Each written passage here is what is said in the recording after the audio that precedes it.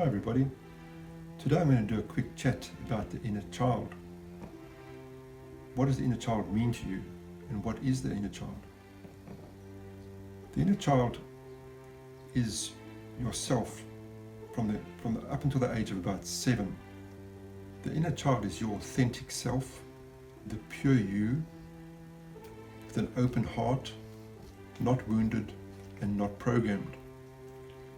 Now on the ascension journey, you can use your inner child as a type of compass to find yourself while you're finding your way home. The inner child just wants to be included, nurtured, loved, just wants to have fun, and wants to be playful. They have chosen this experience, and they're still very excited about the opportunities that are available to them in this lifetime. Now the inner child is for those from that age 0 to 7, and during this time the child is still very highly connected to its soul family and to source. I was connected to my Arcturian family. Both Sue and Nats have had conversations with my soul family, and they communicate with my inner child, and Sue has had visions of my Arcturian family standing around my cot.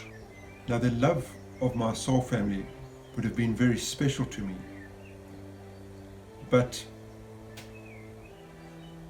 the child has come down to this reality, into this low density. It is physical, and the love of the family, being included by the family, is so important to the child. And this is where inner child trauma can occur. The 3D matrix has programmed this reality for it to be different. Now the inner child work for people that have been in abusive homes or in violent situations is more obvious. The purpose of my video is to talk to all of us, because even subtle, covert actions will have had trauma on the inner child. This 3D matrix and the programming has made sure of that. This world is the polar opposite to our truth.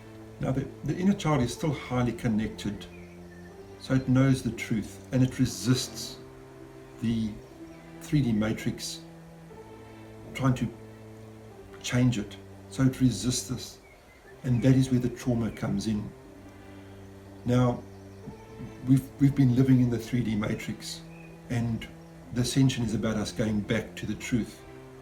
And that is why I say the inner child can be used as a type of compass for you on your spiritual path back while you're doing your ascension work. The low vibrational energies manipulate us, and they keep us in fear, which then brings us into being mind-based as opposed to being heart-based. Now the baby's heart-based, society, the family are mind-based, and that is where the trauma comes in. So the baby comes in, and if in the household the raw feminine or raw masculine energies are dominant, then that will be what will be trying to program the baby, because the raw feminine and raw masculine are mind-based. For more information on the differences between the raw masculine feminine and the divine masculine feminine, please watch our video. So because the inner child comes from a love-based position, and society is a mind-based, fear-based society, there's a huge clash. And this is what can leave the inner child feeling scared, alone, isolated, unnurtured, even angry. Now the parents were children a long time ago, and they've forgotten, they've been mind controlled for a long time. So they're paying forward to the child. And this works for the low vibrational objective, but it is not conducive for the inner child, and as it is not love-based. Now, speaking from my own personal experience, I've got practically no memories of myself up until the age of about 10. I need to refer to photos or to the memories of other people. If a family member tells a story, then that would jog my memory. And I had put my inner child into a box. I hadn't understood that I'd done that. And effectively, my inner child issues were sitting in my blind spot. And I thought this was normal, that I didn't remember much of my childhood. But when I compared it to how other people that I spoke to could remember their childhoods, I knew something was different, but I could never put my finger on it. And I just put it down to, oh well, must be my memory. If you hear some snoring or some panting, that's just the dogs that are in the room with us. Now my childhood, I remember being a big daydreamer, and I remember being in my room playing with my toys a lot. And I thought that was me. And only once I started coming into contact with my inner child and understanding why I was like that, did I understand that I had to then look further to understand what had caused that. And this is the shadow work we're talking about when we're saying heal your inner child. When you understand, so you've got to look for the signs of like, why have I got blocked chakras, or why can't I remember my childhood?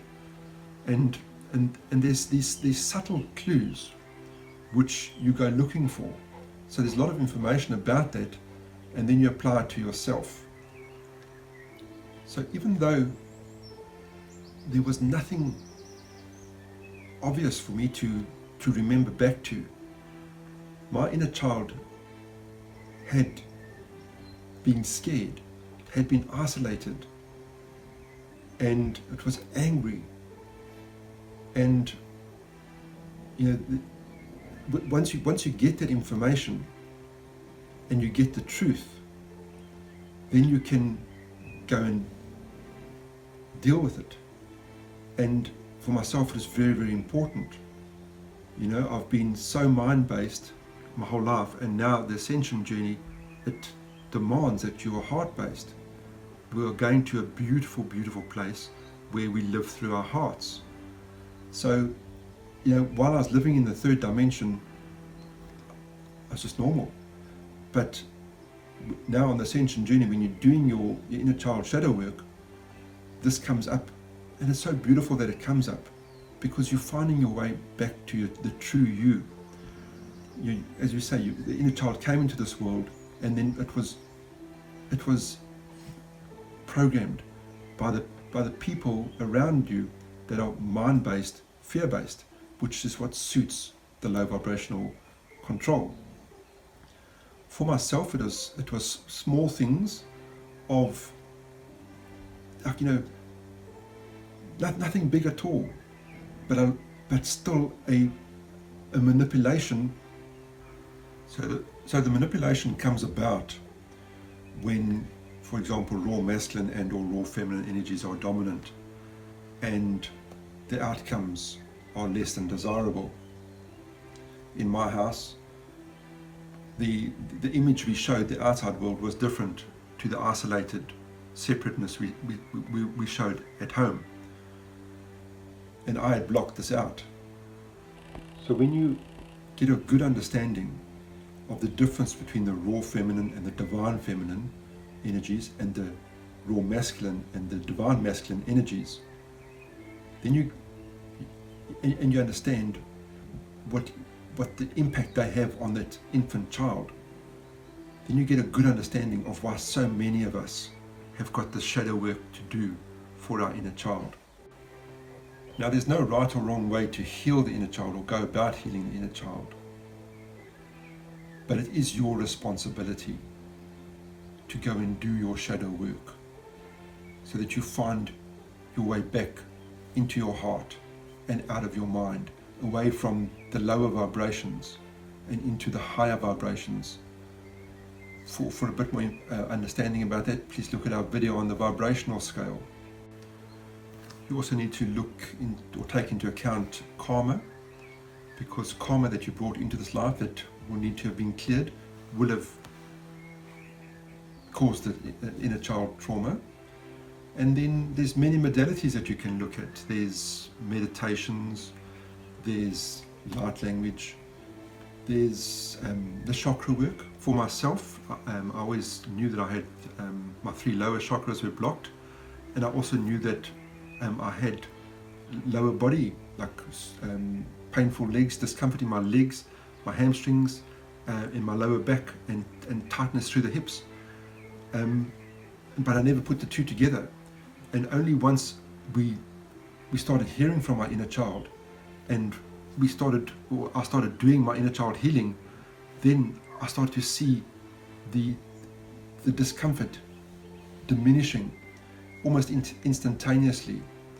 And I had tried many things to get rid of that discomfort.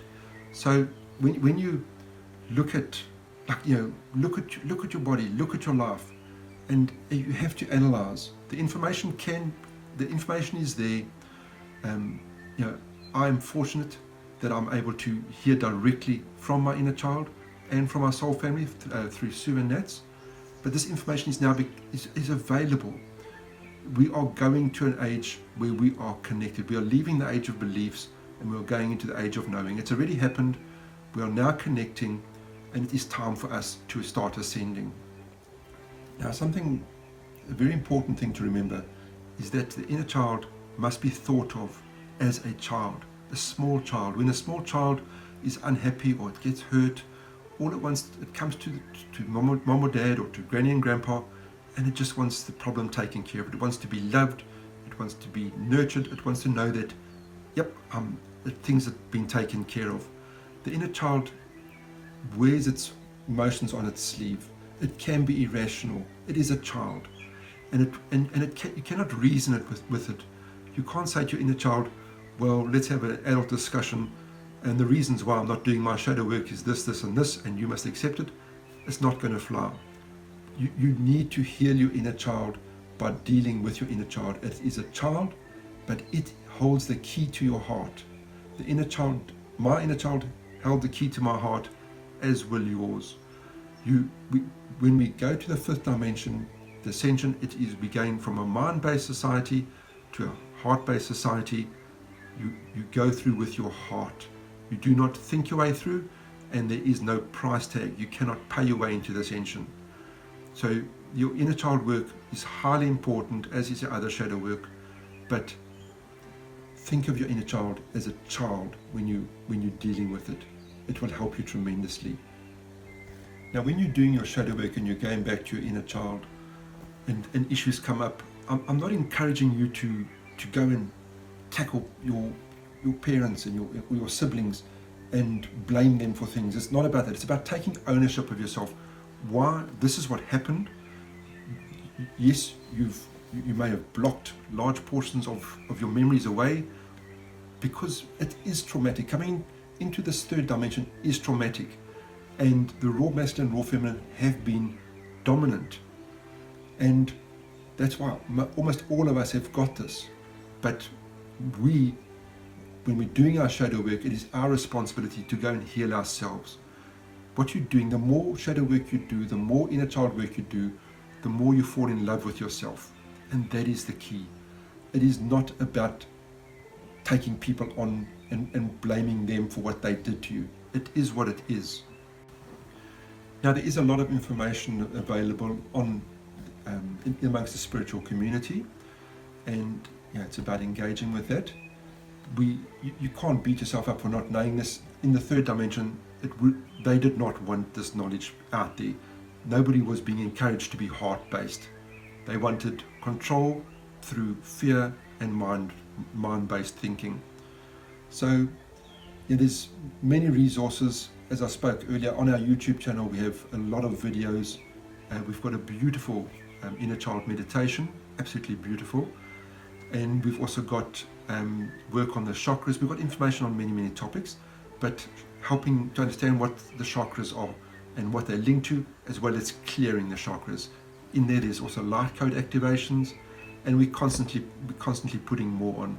We are part of the spiritual community. We ourselves have awoken, and we are ascending, and we are putting as much love out there, trying to help everybody else that is on the spiritual path with us. Anyway, guys, I'll leave it there. I hope this has been of help to you, and yeah, enjoy your day. Bye bye.